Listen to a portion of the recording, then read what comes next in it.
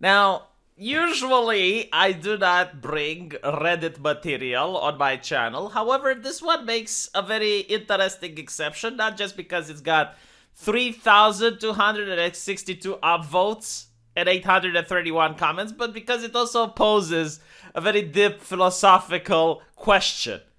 Would you allow your wife, who is dying, to do this?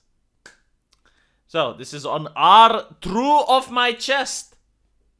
My dying wife asked me if it would be okay if she had sex with her ex one last time. I can't have this tied to my main, but I really need to say something about it, and I have no one I can tell. My wife has a terminal disease. Doctors have given her at most 9 more months to live. I am, of course, destroyed. We've been together for a decade. I don't remember life without her, and I don't know what I'm going to do when she is gone. I have been doing my best to make the last days of her life good and grant whatever wish I can. The doctor said that she will likely need a wheelchair in 4 or 5 months. Then by month 8, she'll be bedridden for the last few weeks. That's if she doesn't decline faster. Recently, she sat me down.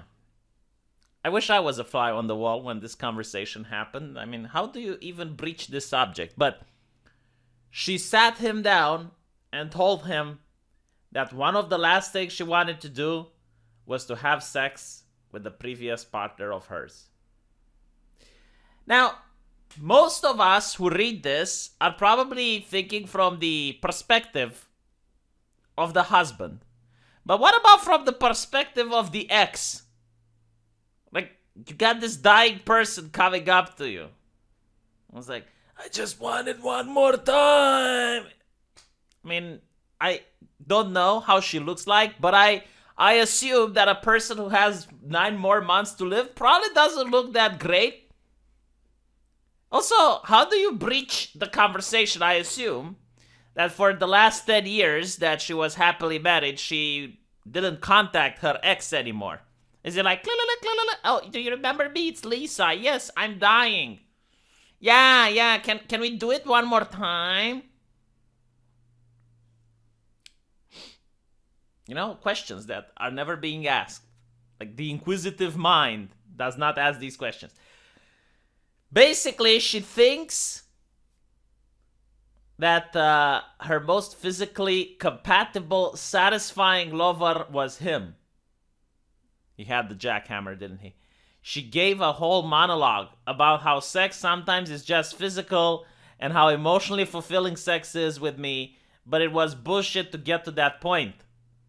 So now I'm left with this, denying wife a wish for my own ego.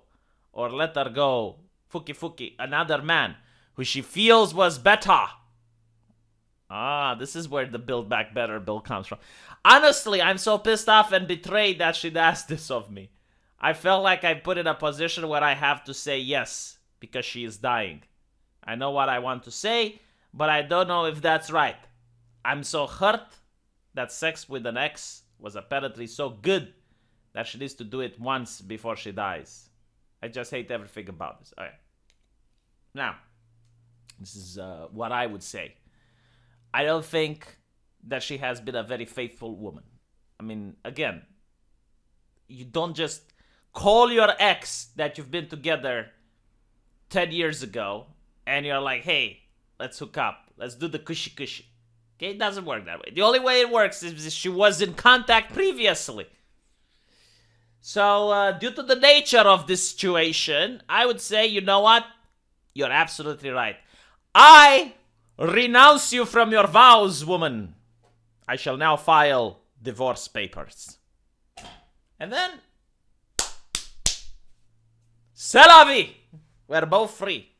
There's a lot of people in the comment section which were actually, oh, you need to care about her feelings. You need to care about her feelings because it's the feel. Yes, absolutely, I do care about her feelings. Empathy, compassion, divorce. You are now free from your responsibilities. Do whatever you want.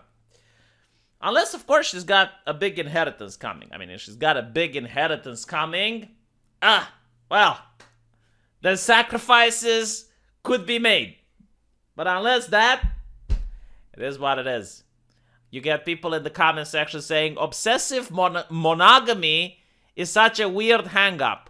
We do it because we think we're supposed to. No, you signed the contract. That's why you're doing it. You signed the contract. You put your name on the dotted line. Okay, you said until death does us apart, for better or for worse. That's what you said. Did someone force you? If someone forced you, the contract is no. If no one forced you, you are responsible. You have a responsibility. The word that left is fear. Or you could also ask, it's like, is it okay if I bring my ex and I do it as well? Is that okay if I... What a messed up situation, though. I mean, I can't imagine how it would be like if I was dying and I would go to my wife and I'd be like, hey, is it okay if I went with my ex? I mean, she had bigger boobs than you, and, you know, it was compatibility. I mean, we just compatibilize better. We compatibilize better, and, you know, it's just physical. I think my wife would start spanking me right there and then on my deathbed. And it would be understandable, by the way. I would completely understand what she's going through. What if it's a test? What if she's trolling? Like, she just wants to see what he will say. Like, she just wants to see whether or not he's going to say no. Because he loves her too much. Who knows? I don't know. It's very weird. Like, why would she even put him through this? I just don't understand. Whether, again, like, this actually happened, because it's Reddit, you know, maybe it's just hypothetical, but what's scary is that there's so many people in the comment section that are saying that the guy is the one that's selfish.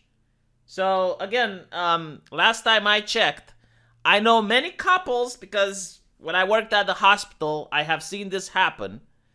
So there's many couples, many men especially, who, when the woman gets sick and she's diagnosed with cancer, even if it's not terminal, but her hair starts falling and she's very sick, the man leaves her.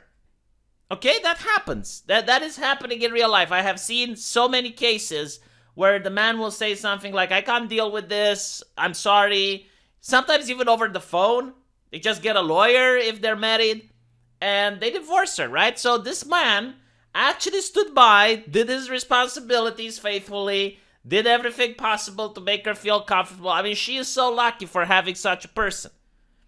Again, put yourself into his position. Like, what if you are the one that's getting sick and you need a wheelchair and your wife is going to have to wipe your ass? How many women are going to put up with that? Some will, of course, you know, some people will, which is why they're a treasure. You need to keep them. But you should know that the people who put up with this, unfortunately, are a minority. Most people don't. Most people don't put up with this, even when they had a vow. So you have a guy that puts up with all of this, and you do this to him, shame on you. Absolutely, shame on you. If again, this is an event that actually happened. We don't know. Might be just an interesting thought experiment, which, in my opinion, a lot of people in the comment section have failed. Let me know what you guys think, though, and I will see you also in the comment section. Take care.